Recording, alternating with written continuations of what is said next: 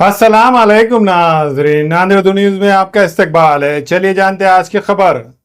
सैलाब मुतासरीन को माली इमदाद दी जाए, इस सिलसिले में वंचित बहुजन आघाड़ी की जानिब से बार बार नांदेड़ जिला कलेक्टर को मेमोरेंडम दिए गए, लेकिन इसके बावजूद इंतजामिया की जानिब से इस पर कोई दखल नहीं लिया गया, जिस पर आज वंचित बहुजन आघाड़ी के महाराष्ट्र नायब सदर फारूक अहमद ने नांदेड़ जिला कलेक्टर ऑफिस के सामने भूख हड़ताल शुरू कर दी है। इस मौके पर सैलाब मुतासरीन के अलावा वंचित बहुजन आघाड़ी के नांदेड़ शहर व जिले के जिम्मेदारान मौजूद थे।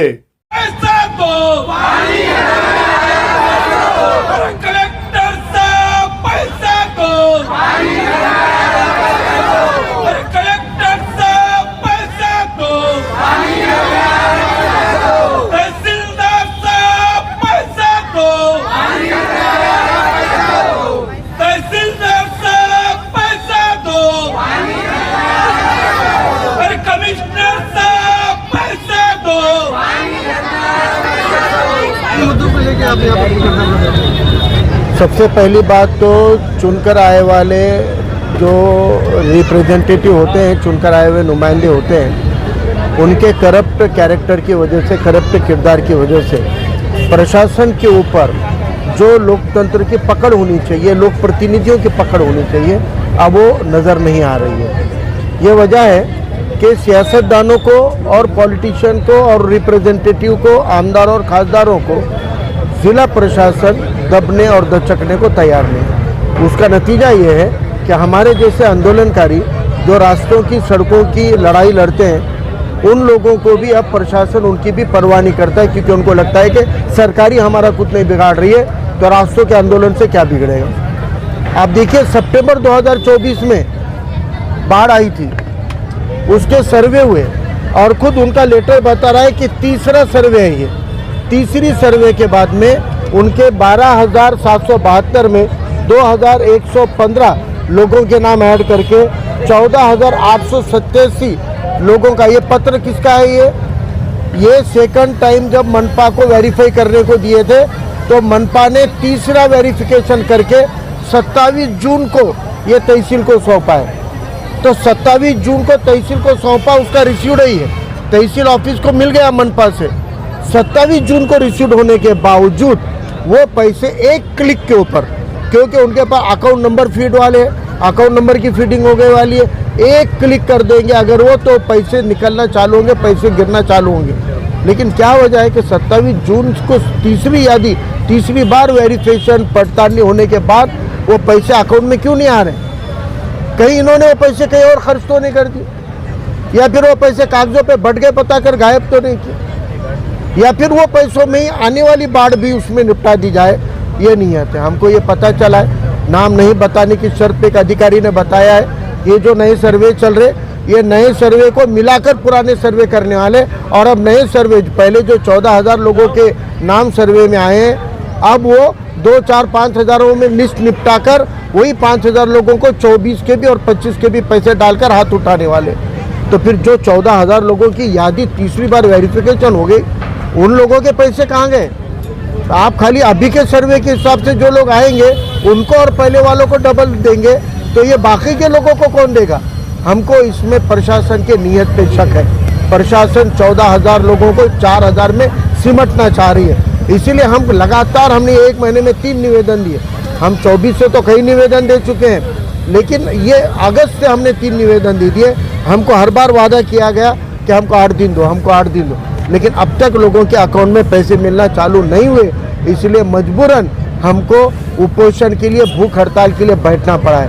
और हम प्रशासन को ये कहते हैं कि आपका हम कुछ बिगाड़ नहीं सकते होंगे, तो आपके जालिमाना रवैये को नर्म करने के लिए, हमदर्दी पैदा करने के लिए हम अपने आप का नुकसान कर सकते हैं। हम अपने आप को भूखा रखेंगे, हम भूख से तड़पेंगे, और हम ये उम्मीद करते हैं कि हम अपने आप को तकलीफ देकर जो एहतजाज कर रहे हैं, जो आंदोलन कर रहे हैं, ये आपके अंदर एक हमदर्दी पैदा करने का कि भाई हम लोग भी, ये 14,000 लोग भी इस भारत के नागरिक हैं, और बाबा साहब के इस संविधान ने इनको भी सम्मान से जीने का अधिकार दिया है। आप इनके साथ भेदभाव नहीं कर सकते।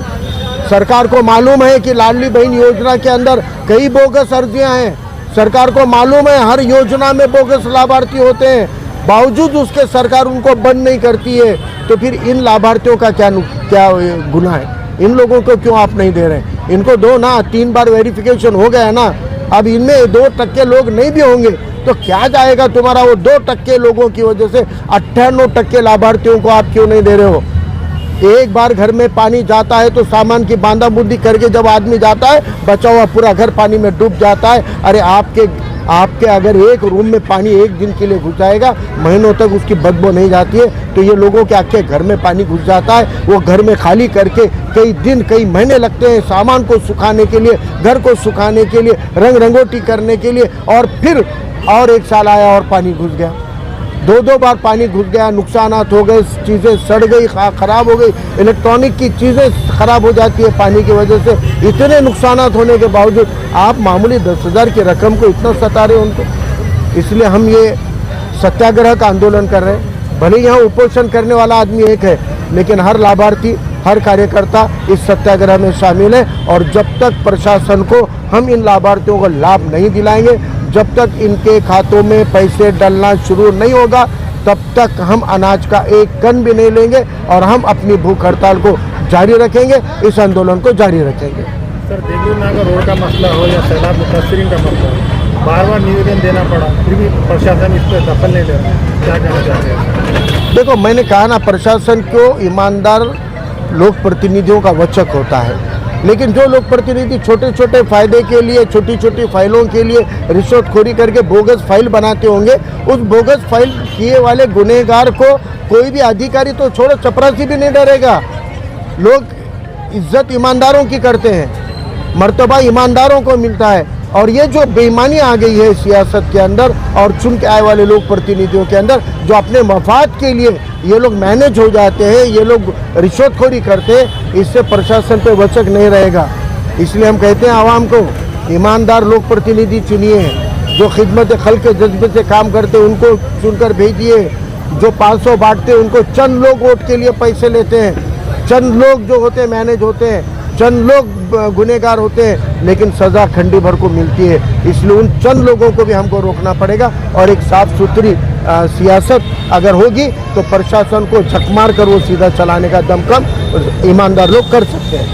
अशोक चौहान बोले कि पैसे आए और एमएलए चिखलीकर बोले मैंने भी सुना है, अशोक चौहान नरेंद्र मोदी और देवेंद्र फडणवीस के बाद तीसरा झूठा आदमी है। इतना झूठा आदमी है, 2024 के पैसे अगर आ गए हैं तो ये 14,000 लोगों की यादी जो 27 जून 2025 को मनपा ने तहसील को भेजी है, ये यादी कहाँ से आई? फिर ये 14,000 लोग अशोक चौहान के घर पे जाएंगे बताने के लिए उनको पैसे नहीं आए? या भेजना हमने ये 14,000 लोगों को अशोक चौहान के घर में? अरे 2 बार मुख्यमंत्री बनाया तुमको, 2 बार तुम्हारे पीछे ये 80% शेड्यूल कास्ट और माइनॉरिटी मुसलमान तुम्हारे पीछे खड़े रहकर तुमको अब तक कामयाब किए। और इसमें ज़्यादातर वही लोग हैं, वही घोर गरीब लोग हैं, और उन घोर गरीब लोगों को पैसे बढ़ गए, 24 के पैसे बाकी नहीं है। ये स्टेटमेंट अगर अशोक चौहान देते हैं तो अशोक चौहान के इतना झूठा और बेईमान आदमी कोई नहीं है। अगर अशोक चौहान ने अपने उस बयान को पीछे नहीं लिया और प्रशासन से ये 14,000 की यादी की तफसील पूछकर ये काम नहीं कराया, तो हमको मजबूरन ये 14,000 लाभार्थियों को बोलना पड़ेगा कि तुम्हारे पैसे अशोक चौहान कह रहे हैं कि जमा हो गए, जाओ और अपना पासबुक अशोक चौहान के घर पे बताओ। जिस दिन ये 14,000 लोग अशोक चौहान के घर पे आएंगे, उस दिन अशोक चौहान को पता चलेगा कि उन्होंने कितना सफ़ेद झूठ बोला हुआ है। कि एक घर में 2 लोग हैं, उनके काम भरे वाले। चिखलीकर का बयान कलेक्टर साहब से बात करने के बाद है कि एक ही घर में नीचे एक लाभार्थी है, ऊपर एक लाभार्थी है। मुझे ये पूछना है कि 600 गज के 600 स्क्वायर फीट के प्लॉट को आप ज़मीन के ऊपर 300 के 2 घरकुल देते हो, ऊपर 2 घरकुल देते हो। 600 स्क्वायर फुट के प्लॉट में 4 घरकुल है। क्यों है? क्योंकि परिवार अलग है, बाप बेटा और बहू को अलग अलग रूम दे देते हैं। वैसे घर अलग, चूल्हा अलग, कुटुंब अलग हो जाता है, चूल्हा अलग, खानदान अलग होता है। अगर आपके पास घरकुल के अंदर एक इमारत में 4 घरकुल हो सकते हैं, तो फिर एक घर में 4 लाभार्थी क्यों नहीं हो सकते? 4 लाभार्थी क्यों नहीं हो सकते? चिखलीकर एक पार्टी से आमदार बनते हैं, उनकी बेटी किसी और पार्टी से जिला परिषद की मेंबर रहती है, उनका बेटा तीसरे पार्टी में रहता है, उनकी बहन चौथे पार्टी में होती है, उनका जीजा 5वें पार्टी में होता है। तो फिर इनको एक ही मानना है क्या? वहाँ पे तो बोलते हैं कि मैं मेरा व्यक्तिमत्व अलग है और मैं मेरे पार्टी का हूँ, वो उनके पार्टी के। सेपरेशन ऑफ एंटिटी वहाँ आती है, सेपरेशन ऑफ इंडिविजुअल एंटिटी तुम्हारे लिए लागू होती है। लेकिन एक प्लॉट पे 4 घरकुल है तो 4 परिवार नहीं हो सकते। आपके घर में तो 5-5 पार्टियां पलती है, एक ही परिवार में एक ही खानदान के 5 लोग 5 पार्टियों में काम करते हैं, तो हम आपको एक मानेंगे क्या? अगर आप एक नहीं हो, आप 5 अलग अलग लोग 5 पार्टियों में रह सकते हो। तो एक प्लॉट के अंदर 4 घरकुल है तो 4 परिवार वहाँ रहते हैं। अगर नीचे के घरों में पानी भर गया तो ऊपर वाला हवा में रहेगा क्या? उसको भी तो घर खाली करना पड़ेगा, उसके भी तो घर का नुकसान होगा, उसका भी तो घर का फाउंडेशन कमजोर होकर बह जा सकता है, टूट सकता है, तो उसको भी तो वैकेट किया जाता है, उसको भी तो हटाया जाता है। तो फिर आप उसको लाभ नहीं दोगे, उसको लाभार्थी नहीं मानोगे। कलेक्टर आईएएस है और आईएएस यूपीएससी से बनते हैं। सिंपल लॉजिक कलेक्टर ने अप्लाई करना चाहिए कि बीएसयूपी के जो निकष है वो कुटुंब का निकष है और बीएसयूपी का घर अलग है, तो फिर लाभार्थी भी अलग है, बाढ़ ग्रस्त भी अलग है, पूरग्रस्त भी अलग है। उसको इतना सिंपल लॉजिक अगर वो अप्लाई नहीं करते, वो आमदार और वो आईएएस दोनों भी धन्य है।